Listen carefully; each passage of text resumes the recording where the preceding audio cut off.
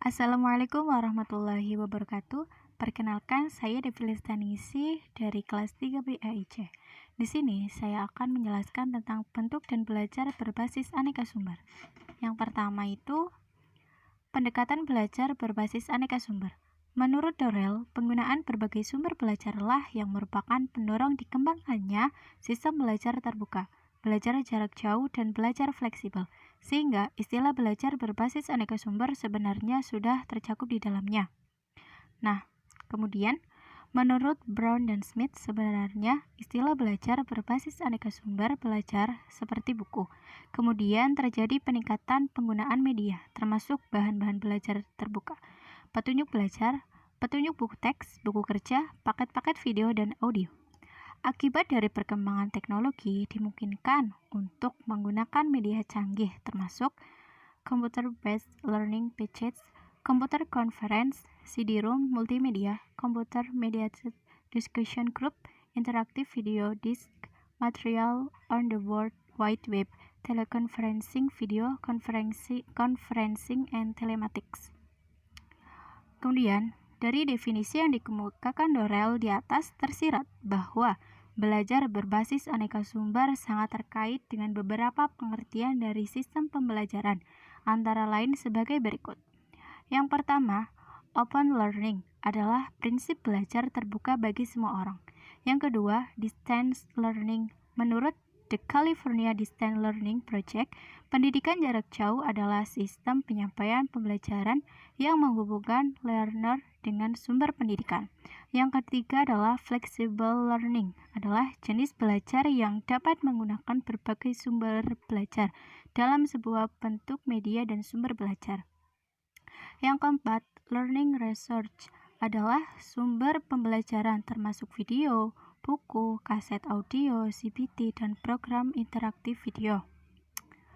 Selanjutnya itu bentuk sumber belajar. Adapun klasifikasi bentuk-bentuk sumber belajar menurut AECT adalah sebagai berikut. Yang pertama adalah pesan, yaitu informasi yang ditransmisikan oleh komponen lain dalam bentuk ide, fakta, seni, dan data. Yang kedua, orang bertindak sebagai penyimpan, pengolah, dan penyaji pesan. Dalam kelompok ini misalnya guru. 3. Bahan, yaitu perangkat lunak yang mengandung pesan untuk disajikan melalui penggunaan alat ataupun dirinya sendiri. Yang keempat adalah alat, yaitu perangkat keras yang digunakan untuk menyampaikan pesan yang tersimpan dalam bahan. Yang kelima, teknik, yaitu prosedur atau acuan yang disiapkan untuk penggunaan bahan, peralatan, orang, dari lingkungan untuk menyampaikan pesan. Dan yang terakhir adalah lingkungan, yaitu situasi di sekitar di mana pesan disampaikan. Lingkungan bisa bersifat fisik, seperti gedung sekolah, perpustakaan, laboratorium, dan lain sebagainya.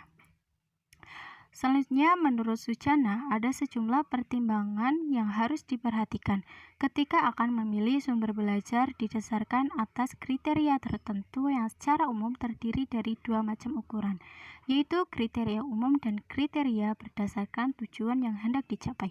Kriteria umum merupakan ukuran kasar dalam memilih berbagai sumber belajar.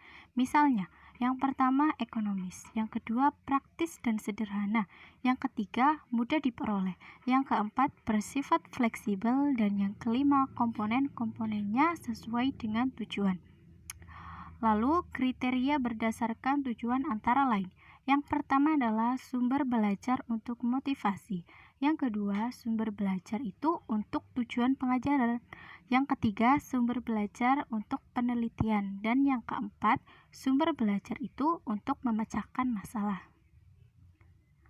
Selanjutnya, yang terakhir itu banyak orang yang beranggapan bahwa untuk menyediakan sumber belajar menuntut adanya biaya yang tinggi dan sulit untuk mendapatkannya, yang kadang-kadang ujung-ujungnya akan membebani orang tua siswa untuk mengeluarkan dana pendidikan yang lebih besar lagi. Padahal dengan berbekal kreativitas guru dapat membuat dan menyediakan sumber belajar yang sesederhana dan murah. Demikian pula, dalam memanfaatkan lingkungan sebagai sumber belajar, tidak perlu harus pergi jauh dengan biaya yang mahal. Lingkungan yang berdekatan dengan sekolah dan rumah pun dapat dioptimalkan menjadi sumber belajar yang sangat bernilai bagi kepentingan belajar siswa. Nah, cukup sekian yang dapat saya sampaikan. Bila mana banyak kekurangan, saya mohon maaf. Terima kasih. Wassalamualaikum warahmatullahi wabarakatuh.